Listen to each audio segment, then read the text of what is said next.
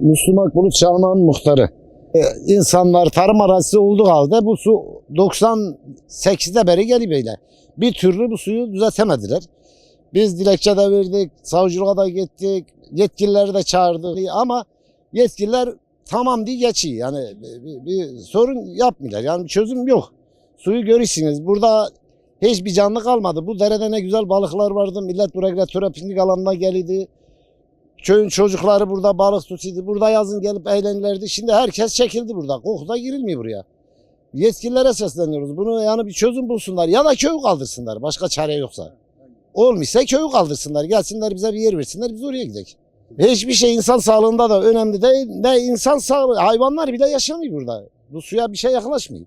Burada yetkililere seslenin. Lütfen şuna bir çözüm bulsunlar.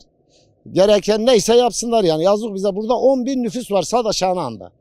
Bunlar işte bu deren yüzünde gecelerine yatılmıyor, kapılar açılmıyor. Kokuda çok rahatsız oluyor. Bu suyu da hiç kullanamıyoruz. Daha önce biz bu suyuna arazimizi suluyorduk, sebze ekiyorduk, biber, domates. Şimdi kimse yaklaşamıyor. Onları sulandırmayı boş ver. Yaklaşılmıyor bu suya.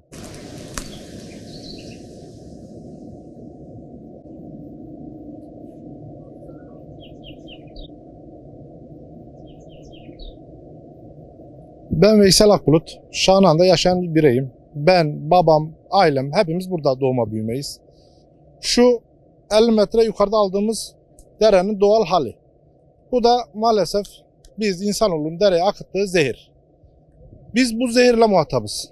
Yani çoluk çocuğumuz, hayvanlarımız, bahçemiz, yani şu suyun zehiriyle hepimiz hani tabiri caizse katledilme durumuna geldik. Bu fabrikalar halkımız için büyük bir ekonomiye sahip oluyor vesaire. Ama yani biz de şuna katlanmak zorunda değiliz. Arıtma yapıldı, yapılacak vesaire hep ertelendi. Yani hastalık had safha. Yani çocuklarımız, hayvanlarımız, yani bağ, bahçe vesaire her şey durdu. Yani şu dereye aşağı yukarı 1 kilometreden fazla yaklaşamıyorsun.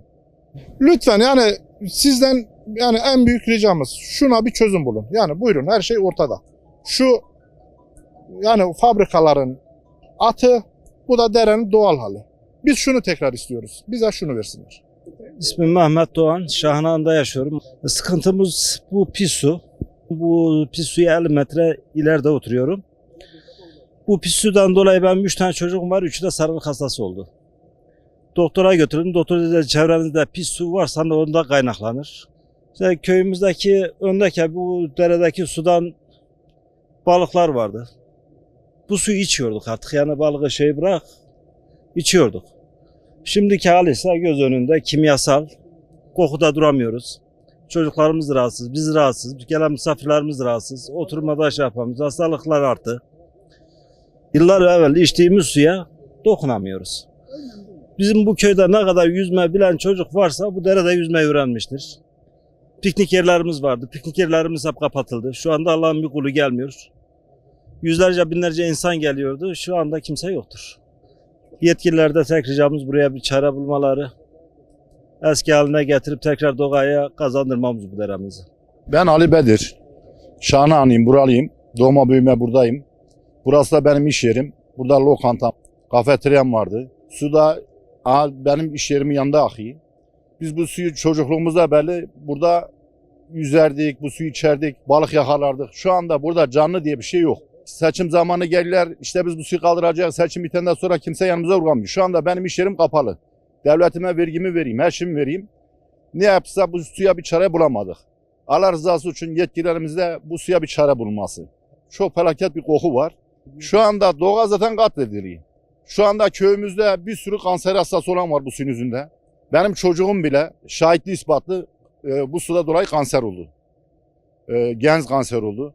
Şu suda bırak ki yani canlı şeyi 1 kilometre yanına yaklaşamıyor. Felaket bir koku var. Evlerimizde daha camları yaz günü açmış bir kul değilik. Allah rızası için işte şu dereye eski doğal haline getirmeleri ya da bizim buradaki yaşamımızı başka bir yere versinler. Yani biz burada yani yaşamışız, ölmüşük. Sadece burası Şanlıurfa değil abi. Mesela Topsögüt, Dilek, bu çevre köylerin yani 50 tane köyün hepsi bu suda zehirleniyor. Hepsi bu suda zehirleniyor. İşte bir an evvel buraya bir Allah razı olsun bir çözüm bulmalarını istek.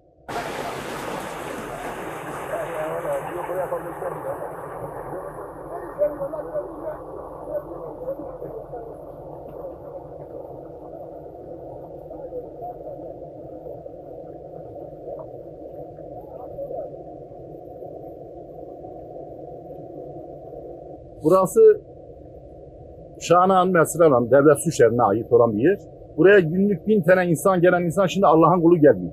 O pis suda dolayı burası bitti. Malatya'nın en güzel mesire alanı şu hale gelmiş. Yani doğa o kadar bir güzel, Malatya'da böyle bir doğa yok. O pis suyun yüzünden herkes çekildi. İşte bu pis suda dolayı her şey bitti. Kimse gelmiyor.